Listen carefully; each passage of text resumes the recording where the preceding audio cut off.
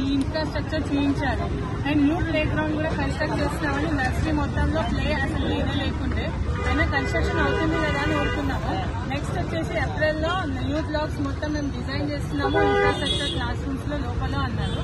సరే పిల్లలకు బాగుంటుంది కదా అనుకున్నాము.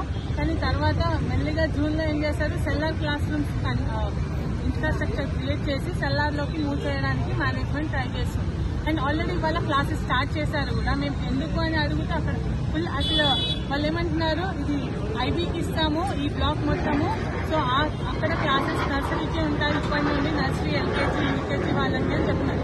బట్ మేము వెళ్ళి చూసినప్పుడు అక్కడ మాకే ఫుల్ సఫకేటెడ్ గా ఉంది. అసలు గాలి ఆడట్లేదు, మొత్తం పెయింట్ స్మెల్, అక్కడ అసలు గాలి రావట్లేదు, పైనుండి ఎక్కడి నుండి ఓపెన్ లేదు. ఉన్నా కూడా జస్ట్ గ్లాస్ డోర్స్ ఉన్నాయి. ఒక విండో ఒక క్లాస్ ఇనఫ్. అండ్ ఇంకో సైడ్ అసలు లేనే లేదు. అండ్ అది సెల్లార్ కాబట్టి పైనుండి వర్షం పడినప్పుడు విండోస్ ఆపగలుగుతాయా, వాటర్ లోపలికి రావా, ఎంతవరకు వాటర్ వస్తే వాళ్ళు ఎవాక్యుయేషన్ ఎలాంటివి ఉన్నాయి ప్లాన్స్ అన్నది ఏం లేదు.